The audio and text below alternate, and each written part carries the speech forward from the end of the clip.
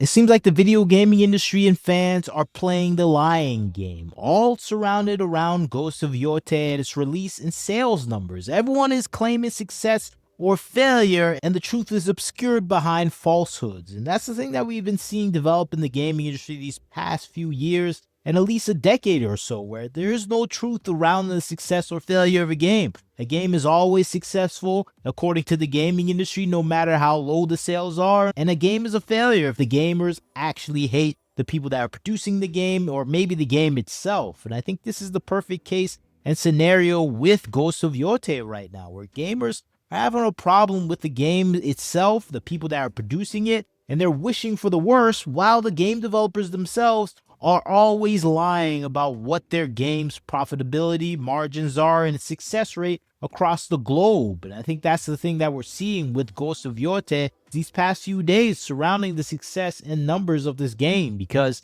in the beginning of last week, we heard nothing but successful numbers. People were estimating this game would sell almost 2 million copies, outselling Ghost of Tsushima. We had estimates around 1.8 million at the most and 1.3 million at the least, and that was the worst case scenario disaster number. But now those estimates are ever changing and shifting as people are looking down at the numbers and saying, hey, it might be going even lower in the near future, where we had the estimations drop as it approached the weekend, reaching Sunday, where people were expecting a growth burst because people were at home and had time to buy the game, but disappointing numbers came in instead. We saw the estimates drop to 1.2 to 1.5 million at the most. And this is just showing the weak sales numbers globally for a game that they were establishing as the successor and actually beating out its predecessor, Ghost of Tsushima. And I think this is a reflective of the hopeful guidance and maybe the deception of the gaming industry insiders, the gaming journalists, and of course,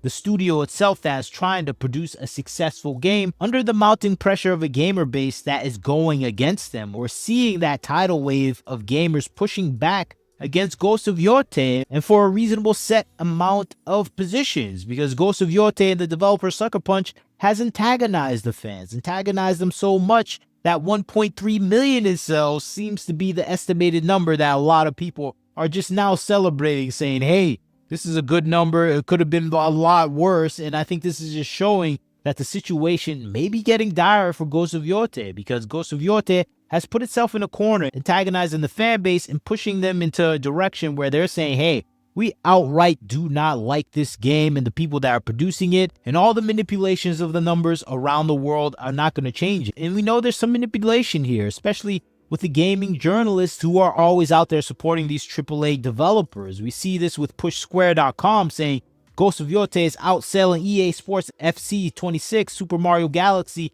in the UK physical sales. And that's where we hear those caveats, those important caveats that are always put at the end of these successful cheering articles, where they're saying, hey, it's doing great in the UK, hey, it's doing great in Indonesia, but hey, how's it doing in Canada and the US, where the majority of gamers are there? How's it doing in China, where China is actually leading to a massive amount of successful games like Split Fiction, that 78% of its fans came from China? Those are the numbers we want to see, and they're not revealing it. And that is just showing that this is doing a lot worse, where we have to look at random countries and say it's having success there. And that is just telling us it's not having the expected success anywhere else. And that is going to be a backlash that we're seeing at the charts right now, where people are pivoting away, saying, hey, what's going on with this game? Why is it failing? I think the biggest indication of failure started off with the firing of a developer from Sucker Punch Studios, the developer of Ghost of Yotei, over some of their comments celebrating Charlie Kirk's death. And of course, a lot of people are going to have a problem with that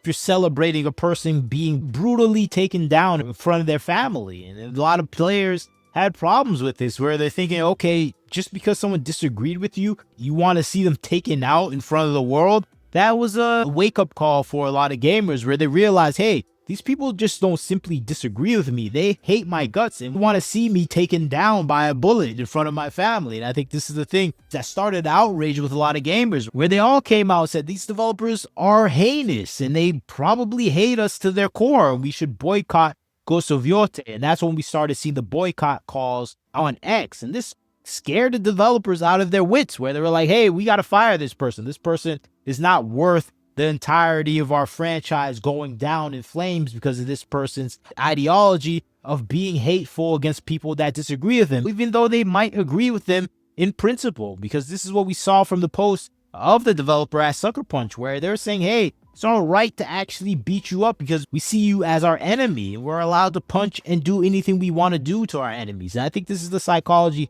a lot of fans have a problem with the people that are working on these games, where they believe they have a right to enact violence against you because you disagree with them. And I think that's the thing that's playing out right now with a lot of the elements around Ghost of Yotei, where the people that are producing the content, that are making Ghost of Yotei, actually absolutely hate the gamer base that disagrees with them. We see this with the actress that's playing the main character, Atsu, where she's saying she's part of this militant, radicalized group that wants violence against gamers, her and her partner. They support any violence against anyone that disagrees with their political position. And this is what we see from their stance about people purchasing games, where they're saying, hey, if you don't agree with our political position, we don't want you doing business with us. So gamers promptly understood this was the case, and they absolutely took her advice, it seems, because players are backing away from the gaming industry, from Ghost of Yotei, because of that. And that is leading to some of these failing numbers that we see dropping every day. And I think this is why we're starting to see the lying game play out